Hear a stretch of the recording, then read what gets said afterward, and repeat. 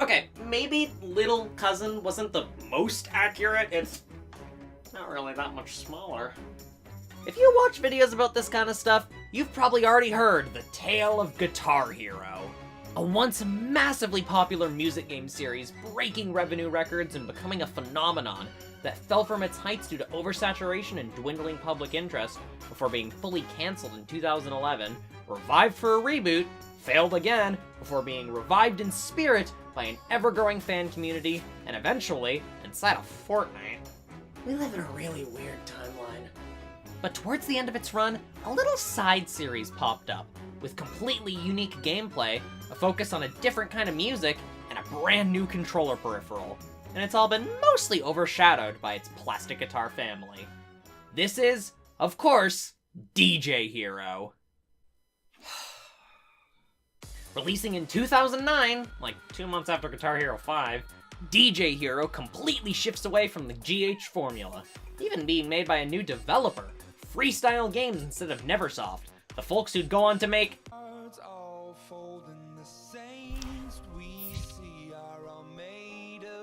well, I'm sure they're doing better things now. Oh, come on! DJ Hero is inspired by the art of turntablism, according to the internet. And instead of playing regular songs, you're mostly playing mixes of 2 songs, with the gameplay mimicking the scratches, samples, and effects of the mix, rather than a regular instrument part. As such, the gameplay of DJ Hero is very different and much more technical than that of its guitar cousin. This can basically be boiled down to hold down one button, press another, you did it! But DJ Hero has this behemoth. DJ Hero songs still have notes moving down a highway, this time shaped like a spinning record.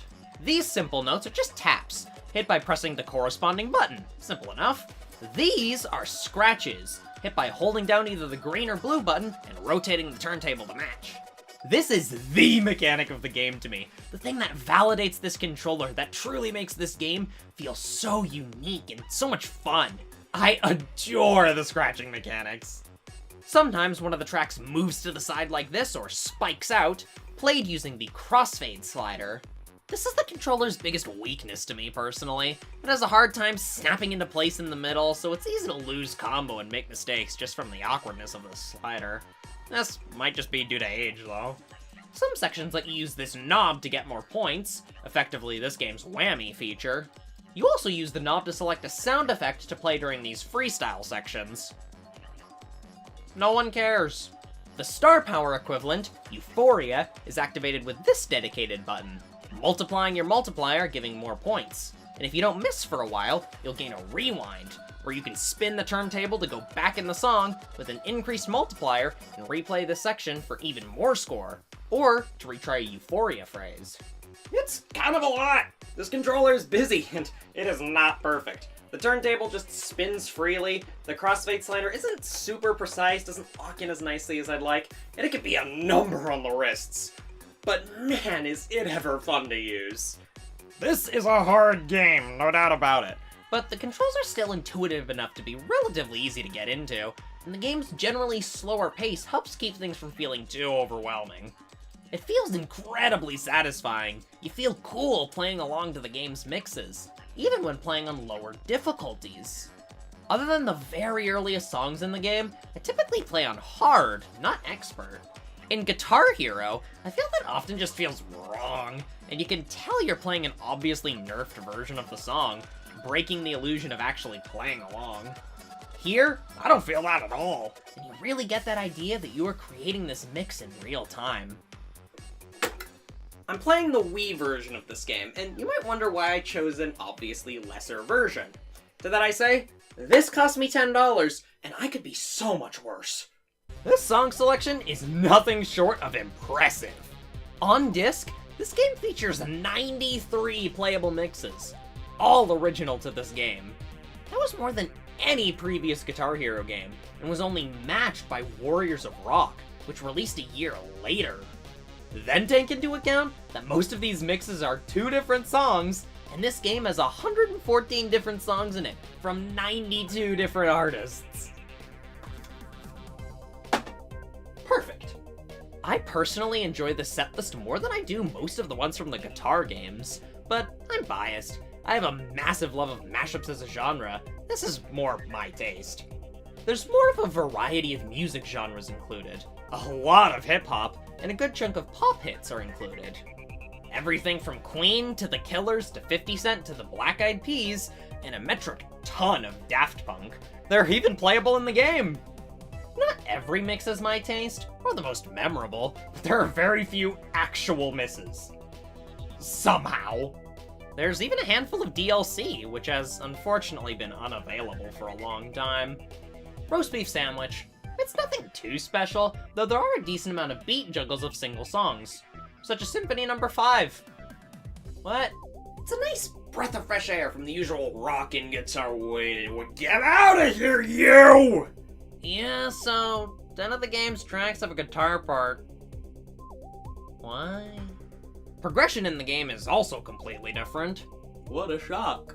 Since you can't fail a song here, all unlocks are based on stars.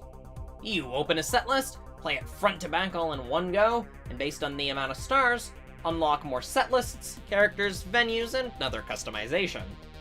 I do miss that feeling of passing a song for the first time, but I like how it promotes replaying and mastering each individual track to unlock things. Or you could just do this like a cheater! DJ Hero is a fantastic way to take the idea of the Guitar Hero formula and apply it to a totally different kind of music. I cannot imagine a better idea for a spin-off to create something so familiar, but so wholly unique. Now, I can imagine that this is an incredibly annoying game to get optimal scores and full combos in, but it's just a casual, fun experience to get 5 stars? This is pretty amazing. DJ Hero released in what I would describe as the decline of Guitar Hero, where a combination of declining interest and oversaturation meant new releases weren't meeting sales expectations that weren't even close to the peaks of GH3 or World Tour to begin with. Guitar Hero as a series was coming to a close, and after the 6th main game in the series, Activision pulled the plug. But not before giving DJs one more chance! Almost exactly 1 year later in 2010, the final game of the Guitar Hero franchise's initial run, DJ Hero 2, would release. Whether or not anyone knew it at the time, this was the swan song of the franchise, ignoring the elephant in the room. This was certainly a choice! For a rhythm game sequel, DJ Hero 2 changes a surprising amount of the gameplay from the original. First of all, there are now sustains. How are these not in the original? I have no idea! But they're a very welcome addition. Scratches have a few new mechanics, mainly times where you rotate the turntable in one direction for the length of the scratch. This can be quite janky for long ones, but otherwise it's a fun addition. But the biggest improvement is the completely new freestyling. Now, there are sections dedicated to freestyling scratches and crossfades, and good lord is it fun! I know, the Rock Band 4 fans might be absolutely horrified right now, but I swear, this is a good mechanic. It's just fun to mess around with the mix in real time. Playing with the crossfader to the beat and freestyle scratching is so cool! And the old freestyle soundbites are removed, and are now soundbites from the part of the mix you're actually playing, and it's wonderful! This is just plain fun. It might not add much to the scoring, but it's entertaining and makes the gameplay even more engaging. I adore it. Genuinely impressive, I managed to explain one mechanic in the time I took to explain the entire game. Yeah, I mean, it's DJ Hero.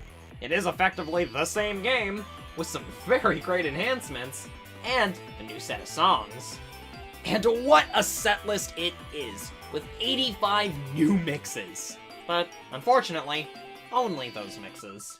Guitar Hero and Rock Band notably featured an export feature, where, for example, you could take your songs from Guitar Hero 5 to Warriors of Rock, so you could play your old songs in the game with new songs and features.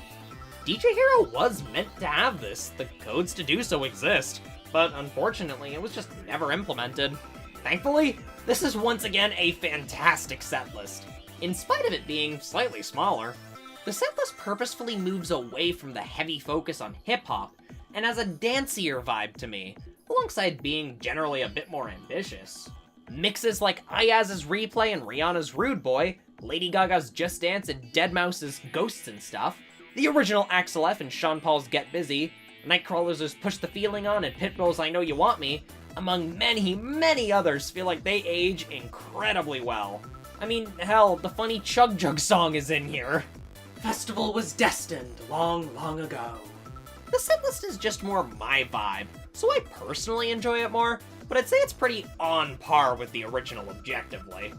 There's once again DLC, Roast Beef Sandwich, some of which released after the cancellation of the entire franchise, and as far as I can tell, was the last thing released in this era of the series. What better finale than We No Speak Americano? While the actual gameplay here looks similar visually, just some little UI changes, the menus are completely different, and I'm not sure I like it. The original had character and style, remaining clean while full of color and design, each setlist giving the vibe of flicking through a collection of records. This design feels much more simplified and modern, function without form, but since this is the Wii version, the text is leagues more readable. I didn't mention it before just because I hadn't noticed yet how different the visual identities of these games are. Just look at the box art. As soon as you boot up the game, Quick Play features nearly every song in the game available. You don't have to go unlock them. That doesn't mean career mode is removed here. In fact, it's much better. It's known as Empire, and it's styled like a world tour. No, not that one. Where each city has mega mixes, where mixes transition between each other all in one run, normal set lists, and even DJ battles. Like this! Where you play against real-world DJs to out-scratch them. Kinda like Guitar Hero 3, and it's really cool, and I love it a lot, and how did I not know this was a thing?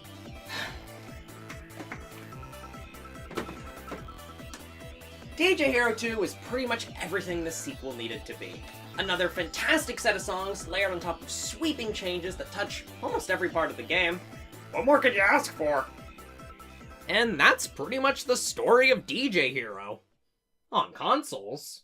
I'm not going to cover this extensively, but I have to mention the Java phone version of DJ Hero, which features around 10 full mixes from the console game. It is wild that this thing is even real, and works nearly as well as it does, for being a 2010 phone game. And the story still doesn't stop, as much like its sibling series, a lot of projects were announced or in the works before eventually being cancelled.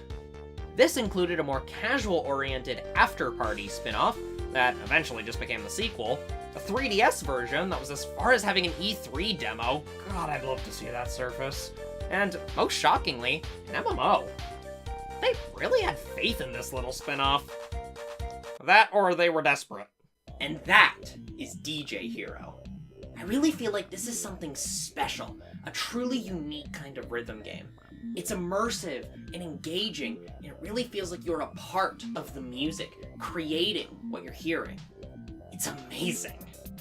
This just clicks with me in so many ways, and I'm probably overselling it, but this kind of thing just appeals to me. It's so much fun, and I'm a sucker for unique rhythm games.